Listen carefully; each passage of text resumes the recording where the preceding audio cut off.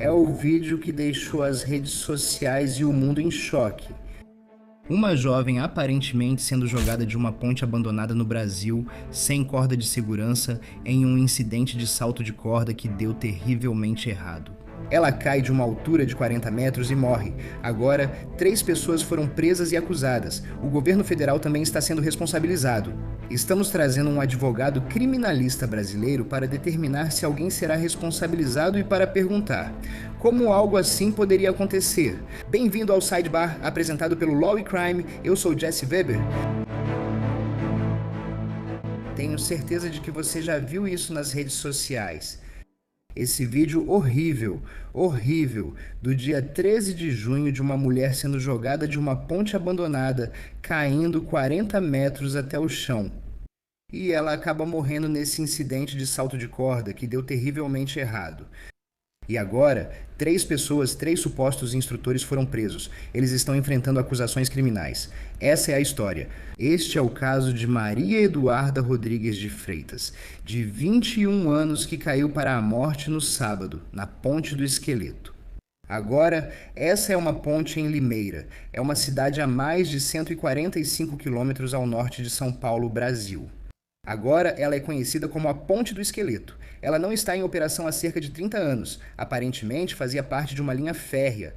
Quando você vê o vídeo, ok, ela parece estar usando um capacete, um cinto de segurança, mas não estava presa a nenhum equipamento de segurança ou corda. Enquanto os instrutores, de acordo com as reportagens, e talvez você possa ver isso no vídeo, parecem estar presos a uma corda de segurança. E se isso for verdade, esse vai ser um ponto-chave nesse caso legal. Maria Eduarda aparentemente pediu para ser lançada da ponte naquela pose de Superman de avião. Então, 2 instrutores supostamente a carregaram até a plataforma de salto e, em seguida, supostamente a jogaram para fora da borda. O vídeo que está circulando é simplesmente horrível. Pessoas ao fundo podem ser ouvidas gritando, segundo relatos: acorda, pessoal, acorda, ou galera, acorda. Os vídeos postados nas redes sociais pelo grupo que supostamente organizava alguns dos saltos entre cordas mostram o que deveria ter acontecido. Pessoas com arnês presas a uma corda pulam ou são lançadas da ponte, balançando de um lado para o outro. Uma aparente testemunha ocular, agora Agnes, disse ao canal EPTV que estava na ponte e viu pessoas em pânico depois que soltaram Maria Eduarda. Citação: havia muitas pessoas lá, não apenas algumas. Tinha muita gente no local. Também havia crianças lá e elas viram acontecer. Algumas das crianças tinham apenas 6 anos de idade. Foi uma cena muito intensa. As pessoas entraram em pânico. Alguns mais atrás pegaram seus pertences e foram embora. Na verdade, de acordo com o veículo de mídia Thought Catalog, Agnes disse que era para ser ele e não Maria Eduarda quem subiria em seguida. E eu também preciso destacar isso. É simplesmente incrivelmente triste. Antes disso acontecer, Maria Eduarda postou no Instagram mostrando ela mesma na ponte, escrevendo na legenda: "Quem é a pessoa maluca que me deixou vir pular de uma ponte?" Ela colocou uma placa perto da ponte alertando sobre condições perigosas e destacando a área como insegura. Segundo o MSN, a Polícia Militar do Brasil disse que 2 suspeitos fugiram para uma mata ao perceberem o ocorrido e foram localizados por um helicóptero. Outro foi preso. São 3 pessoas envolvidas. O portal 30 UOL Anos relata que 2 dos suspeitos também trocaram de roupa. De acordo com o G1 Globo, eles foram identificados como Luiz Felipe Feliciano Egorov, de 32 anos. O portal Metrópolis informa que, segundo a Polícia Militar, ele é bombeiro civil. Há também Vitor de Freitas Gonçalves, de 27 anos, e o portal Metrópolis informa que a carteira de trabalho dele indica que ele é operador de turismo. E também há Macon Fernandes Sintra, de 42 anos. Esse portal informa novamente que ele trabalha em uma empresa de pós-produção de filmes. De acordo com o Globo, eles não apresentaram um motivo para essa jovem aparentemente não ter sido presa corretamente. O G1 Globo informou que os suspeitos também pareciam desorientados. Eles não souberam dizer de quem era o trabalho, a responsabilidade de prender a corda ou explicar por que não foi feita uma inspeção de segurança antes. Tudo bem, rapidinho, eu sei que isso é uma mudança de assunto, mas para quem está aí tocando um negócio, você sabe, já é difícil o bastante. Por que dificultar usando processos manuais ou vários aplicativos que não se conectam? É aí que entra nosso patrocinador, Odoo. Odoo é uma plataforma de gestão empresarial tudo em um, com aplicativos integrados que conectam operações como vendas, contabilidade, manufatura e envio. O Odoo gera automaticamente pedidos de venda, faturas profissionais, contas de fornecedores, atribui equipes de vendas, envia e-mails em cada etapa e usa IA para criar relatórios que auxiliam na decisão. Os aplicativos deles sincronizam o estoque em tempo real com produção e compras, evitando falta de produtos. A contabilidade também é totalmente automatizada. Odoo cria faturas, rastreia despesas e resume dados com IA, poupando centenas de horas. Sabe o melhor? Você pode escolher seus aplicativos e até criar fluxos de trabalho personalizados, então tudo fica totalmente adaptado às necessidades individuais do seu negócio. Leve seu negócio para o próximo nível consultando um especialista da Odoo hoje mesmo, de graça em odoo.com/odoo.com sidebar. Agora, de acordo com Bati Notícias, um desses indivíduos presos supostamente disse à polícia que não percebeu que Maria Eduarda não estava presa e só entendeu o que tinha acontecido quando ouviu as pessoas gritando. Foi então que ele afirma que saiu da plataforma, viu o que aconteceu, diz que desceu de rapel, viu a polícia, viu um profissional de saúde realizando procedimentos para salvar vidas. Esse é outro aspecto arrepiante dessa história. De acordo com o TMZ, uma enfermeira identificada como Reza Dias, que aparentemente tentou salvar Maria Eduarda, disse à imprensa local que ela ainda estava viva após atingir o chão. E vimos outros relatos de que Maria Eduarda foi declarada morta no local, que seu corpo foi transportado para o Instituto Médico Legal. Isso de acordo com o Daily Mail. 6 pessoas foram detidas inicialmente. Após interrogatório, 3 foram liberadas e as outras 3 que citei foram acusadas. Agora, vi isso de 2 maneiras. Vi que eles foram acusados de homicídio com dolo eventual. A reportagem do UOL Anos diz que isso significa que não há intenção direta de matar, mas o risco de morte é assumido. Então, eu fico me perguntando, e vamos falar sobre isso um pouco mais adiante. Me pergunto se isso se assemelha à análise de homicídio de segundo grau em alguns casos, quando há extrema indiferença pela vida humana ou homicídio culposo. É um desrespeito imprudente pelo risco aparente, pelo risco conhecido. Eu quero novamente falar sobre isso com um advogado brasileiro que vamos trazer aqui. O portal G1 afirmou que eles foram acusados de homicídio com dolo eventual, mostrando outra visão da situação. Pode haver variação na tradução. Pode haver variação na tradução, mas esses são os 3 que aparecem no vídeo. E o G1 informa, no entanto, que a prisão dos 3 agora foi convertida em prisão preventiva. Parece que os homens estão atualmente detidos, atualmente presos. Vamos trazer um advogado brasileiro para esclarecer isso em instantes. Só para reforçar, não sei se houve erro de reportagem, mas isso não é bungee jumping, e sim rope jumping, é diferente. O bungee jumping utiliza cordas elásticas gerando movimento de vai e vem vertical. O rope jumping é um esporte radical que usa cordas diferentes e cria um movimento de pêndulo horizontal no final. De acordo com o UOL Anos apenas, o bungee jumping tem um protocolo registrado na ABNT. Essa é a Associação Brasileira de Normas Técnicas. Existem exigências rigorosas sobre quem pode vender ou comprar cordas de bungee. A delegada Andréa Dantas Leve disse ao Globo Outlet: a empresa responsável pelo salto de corda, entre aspas, nem tinha autorização para atuar ali. E que isso foi resultado de uma falha na verificação e supervisão da colocação da corda no salto de Maria Eduarda. O G1 informa que, no vídeo, os homens que a carregam parecem estar usando camisetas estampadas com as marcas Entre Cordas e Ievoy. As autoridades dizem que esses são grupos informais de praticantes de salto de corda. Não há nenhuma empresa oficial por trás dessa operação. De acordo com o Thought Catalog, os ingressos para essa experiência de salto de corda variam de cerca de 130 a 180 reais, aproximadamente 25 a 32 dólares. Até datas futuras já estavam marcadas com preços ainda maiores. E no dia em que Maria Eduarda morreu, era esperado que cerca de 100 pessoas saltassem. Após o ocorrido, o Thought Catalog informa que as 2 organizações desativaram suas contas nas redes sociais. Um advogado dos operadores afirmou que, embora o salto de corda não seja regulamentado como bungee jumping, também não é ilegal ou proibido por lei. Os advogados dos suspeitos disseram ao G1 que eles eram experientes e que essa foi a única morte da organização em anos. Segundo a NBC News, um advogado de defesa afirmou que os suspeitos estão em choque com o ocorrido. Além disso, há muita discussão sobre o vídeo que circula nas redes sociais. Segundo o 30 UOL, Anos Maria Eduarda também segurava uma câmera, mas ela ainda não foi achada. Relatos dizem que era uma câmera estilo GoPro. É interessante pensar nas possíveis evidências ali. Segundo o G1, uma testemunha diz que os instrutores não fizeram a checagem de segurança correta. Relatos dizem que a corda grossa que deveria ser usada para segurar Maria Eduarda estava enrolada no chão, e dá até para dizer que ela aparece ali em partes do vídeo. Há outro desdobramento jurídico nesse caso para discutirmos. De acordo com o UOL Anos, o município de Limeira pode entrar com uma ação judicial contra o governo federal por suposta negligência na manutenção e controle de acesso à ponte Esqueleto. A prefeitura informou que já enviou ofícios ao governo federal pedindo vistorias de segurança na ponte.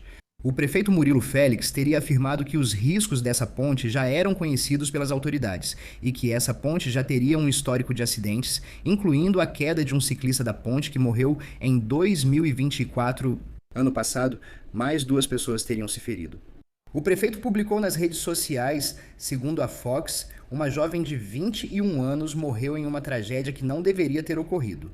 Mais que pedir desculpas, é preciso agir para evitar que outras famílias sofram, e isso deve vir antes dos aspectos legais e da investigação. Eu só quero reservar um momento para falar sobre Maria Eduarda Rodrigues de Freitas. Ela morava em Jandira, que fica na região metropolitana de São Paulo. Ela era recém-formada em educação física e gestão esportiva. Ela gostava muito de fitness e atividade física. Ela era ativa nas redes sociais.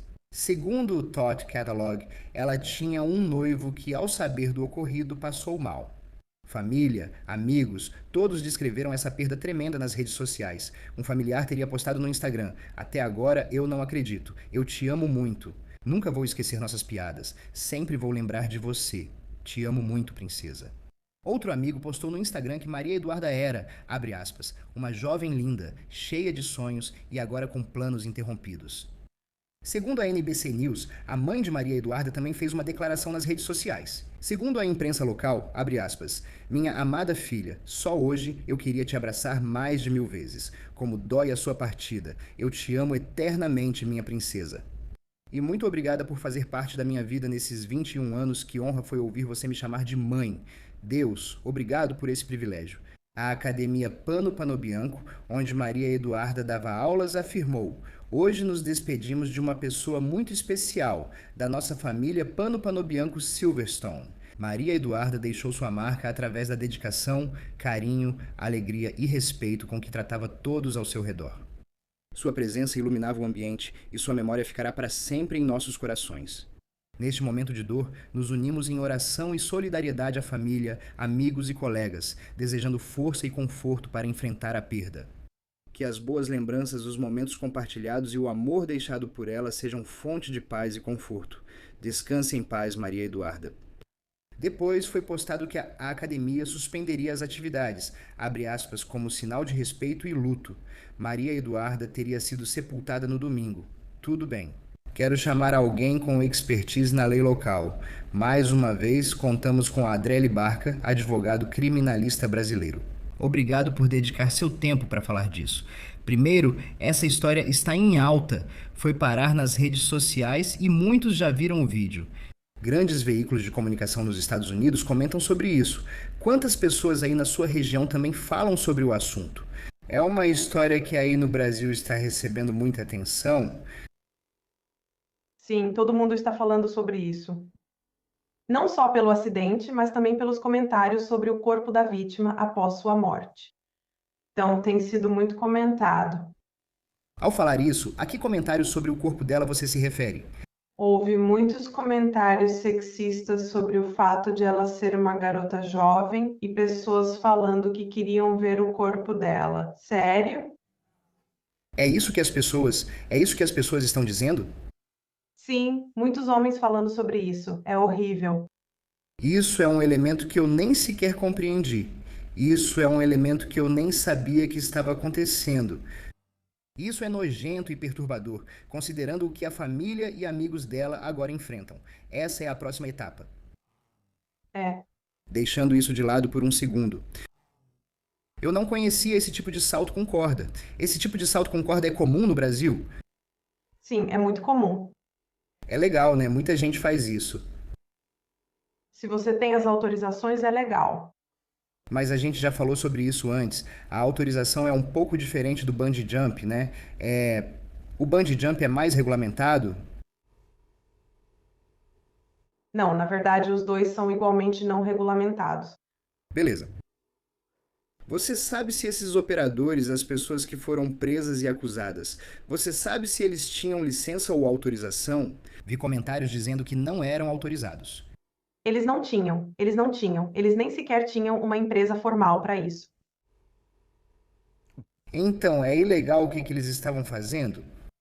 Sim, completamente ilegal. Você sabe como eles não foram parados ou presos antes, se o que eles estavam fazendo era ilegal? Como é possível que eles estivessem fazendo ou supostamente fazendo esse tipo de coisa? Você sabe, vendendo ingressos para isso, esses tipos de saltos de corda, e as autoridades não se envolveram? Eles possivelmente teriam sido responsabilizados se fossem pegos fazendo isso, porque além de não terem uma empresa, eles não tinham autorização. Mas o local onde isso aconteceu já tinha sido cenário de acidentes anteriores disso. Então eles nem conseguiriam essa autorização de jeito nenhum. Sim, já vou falar sobre a ponte do esqueleto em um segundo. Quero que você me fale sobre do que eles são acusados. Então, exatamente do que esses três indivíduos são acusados? É chamado de homicídio com dolo implícito? Ou o que isso significa? Sim, são acusados de homicídio. Este caso traz à tona um debate muito antigo sobre intenção ou culpa, que é o que chamamos de dolo ou culpa. Eles estão sendo inicialmente acusados de homicídio com intenção de matar alguém, que é o homicídio doloso. Então, só para deixar claro, os promotores precisam provar que eles tinham a intenção de matar, ou é para dizer que eles foram tão imprudentes que sabiam o quão arriscado isso era e simplesmente foram negligentes, eles ignoraram os riscos? O que eles precisam provar no julgamento para condená-los? Então, é o seguinte: esse caso atraiu muita atenção da mídia. E quando isso acontece, às vezes, esses casos são tratados de uma forma diferente do que seriam em outros casos. Por exemplo, temos muitos outros casos, casos semelhantes de acidentes esportivos, e esses sempre foram tratados como não intencionais, como negligência, como imperícia. E esse caso, por causa da atenção da mídia, está sendo tratado como se fosse intencional, como se eles quisessem matar essas pessoas, o que, pessoalmente, como advogada, não acho que se aplica. Não, parecia que foi, quero dizer, com base no que foi apresentado nas reportagens, parece um acidente horrível. Horrível. Mas existe uma questão séria de como eles não aprenderam corretamente, certo? Quero dizer, existe a questão de que, se eles aparentemente estavam seguros e a corda não estava nela, houve um erro que foi cometido que talvez, de novo, possa ser uma forma de homicídio. Pode haver responsabilidade criminal, mas não sei se houve intenção de matar. A questão é, qual a diferença entre o que eles são acusados e assassinato? Isso é assassinato? Eles não são acusados de assassinato, certo? Não, na verdade eles estão. Eles estão, mas não deveriam estar. Pelo que vi nas reportagens, dizia que não era assassinato, mas que eles poderiam ser acusados de assassinato. Eles foram acusados de assassinato agora? Sim, sim, é por isso que eles estão na cadeia agora. Porque quando se trata de um caso de homicídio, onde não há dolo, onde há negligência, que vocês chamam de homicídio culposo, onde falamos sobre a negligência, a imperícia, o dever de proteger, mas a ausência de proteção. Esses casos, eles não são puníveis com prisão. Você não é preso por esse tipo de crime. Então, quando você não é preso por algum tipo de crime, você não pode ficar em prisão preventiva. É isso que está acontecendo agora. Existem 3 pessoas em prisão preventiva por causa desse crime. E para conseguir essa prisão preventiva, eles precisam inicialmente acusá-los de homicídio doloso. O que podem enfrentar se condenados? Prisão perpétua? Não. Se eles forem condenados nos termos em que estão sendo investigados agora, a pena é de 6 a 20 anos de prisão. Mas se isso for tratado como qualquer outro caso de acidente, mesmo com consequências graves como essa, a pena seria de 1 a 3 anos de detenção. O mesmo ocorre com o regime semiaberto ou aberto. Eles não ficam presos nem vão para a prisão. Ok, é possível que eles sejam julgados por essas acusações e um júri diga que eles não deveriam ser considerados culpados disso. Eles deveriam ser considerados culpados de um crime menor. Nos Estados Unidos, às vezes um júri decide que não foi assassinato, mas homicídio culposo, que é uma acusação menor. Isso também é possível no Brasil? Sim. Ok. Ok, então, o que você está imaginando aqui em termos de defesa? Você tem três pessoas diferentes. Eu me pergunto se uma delas vai dizer que não era responsabilidade dela. Era responsabilidade dessa pessoa. No vídeo, você vê, acho que só dois deles carregando ela ou supostamente carregando ela até a beirada. O que você imagina que vai ser a defesa de cada um desses três suspeitos? Eu imagino que a defesa vai argumentar que esse é um caso de culpa, que é um caso de homicídio culposo. E por que isso? Existe uma linha na doutrina criminal que é: temos o dolo eventual e a culpa consciente que ficam de um lado. Você tem a intenção, mas não é exatamente clara. Você sabe que existe um risco e não se importa que alguém possa morrer por causa disso. E na culpa consciente, você tem uma situação em que sabe que existe um risco, mas espera que isso não vá acontecer. Na sua consciência, você tem certeza de que está fazendo o seu melhor para não causar isso, para não deixar que isso aconteça. E aqui está o problema: isso é muito difícil de provar no tribunal. Então, quando há qualquer tipo de dúvida, o tribunal deve decidir a favor do réu. Por isso, acredito que será considerado homicídio culposo, pois será difícil provar a intenção nesse caso. Mesmo que haja muita negligência com várias coisas que aconteceram para que esse acidente ocorresse, onde deveria haver mais responsabilidade, o governo deveria ter bloqueado a ponte. A polícia deveria estar de olho no que está acontecendo, se eles sabem que sempre existe o risco desse tipo de acidente que as pessoas vão lá para pular. Deveria haver algum tipo de segurança. As pessoas que queriam fazer esse salto deveriam, pelo menos, ter solicitado uma autorização. Eles deveriam ter uma empresa legalizada, pelo menos, e não tinham. Tudo o que aconteceu para tornar isso possível, para que esse acidente horrível acontecesse. Mas no tribunal, o que vai ser analisado, na verdade, é apenas o fato daquele dia que levou ao acidente. Então você tem autoridades federais, autoridades estaduais e a polícia que vão responder a isso. E administrativamente eles vão responder a isso nas suas próprias empresas. Mas quanto à morte em si, vai recair apenas sobre as pessoas que estavam lá no momento, que estavam carregando ela, que deveriam tê-la protegido. E para essas pessoas vai ser muito difícil provar que eles tinham a intenção de matá-la. Deixa eu ver se entendi. Me corrija se estiver errado. Eles foram acusados de assassinato para mantê-los detidos. Mas se isso for a julgamento, existe a possibilidade de eles não serem considerados culpados por assassinato porque não há essa intenção de matar. Eles podem ser culpados de algo menor e talvez não recebam prisão.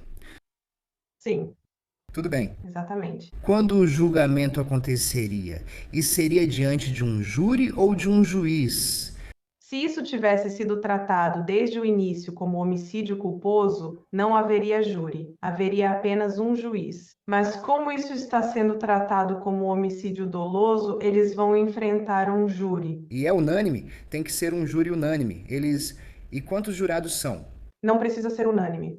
Achei que um dos principais pontos do caso eram as alegações de fuga, com dois supostamente correndo para a floresta. Como você vê, isso quer dizer que eles estavam em pânico e não sabiam o que estava acontecendo? Ou um promotor pode dizer que isso é prova da culpa deles? Isso é uma prova de que eles sabiam que o que fizeram era um crime. Como você vê isso?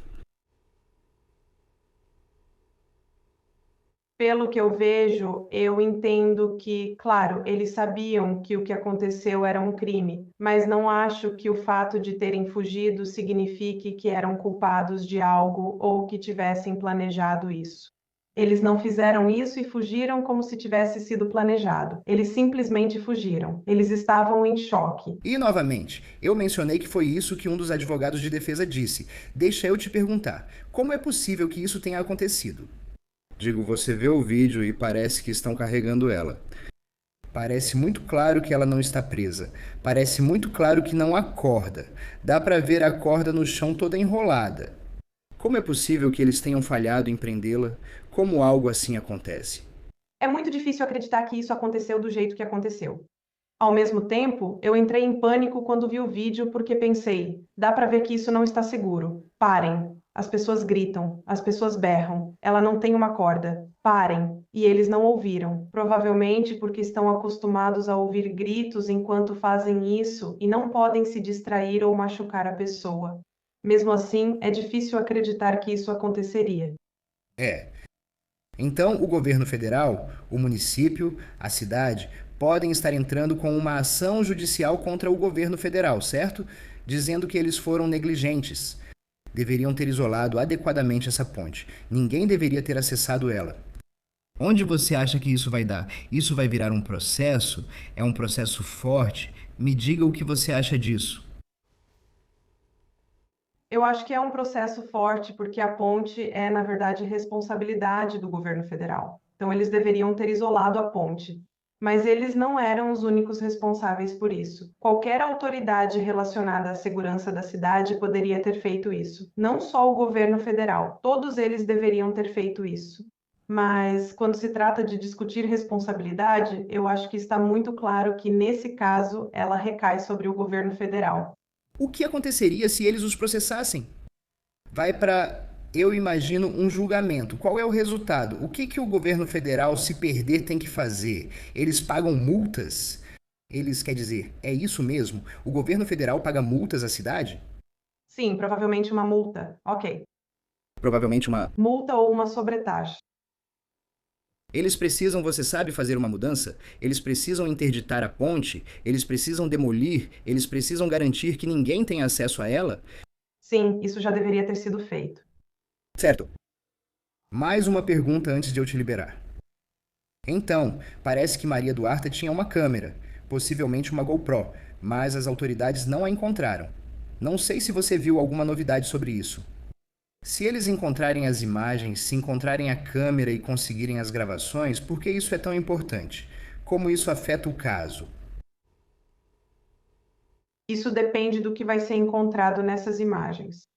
Se ela tentou impedir, porque na gravação não ouvimos ela dizendo para parar. Mas se aquela câmera mostrar que ela pediu para parar, que ela disse qualquer coisa para tentar impedir o que estava acontecendo, isso mostraria que eles sabiam que ela não estava segura. Mas eu acho isso muito improvável.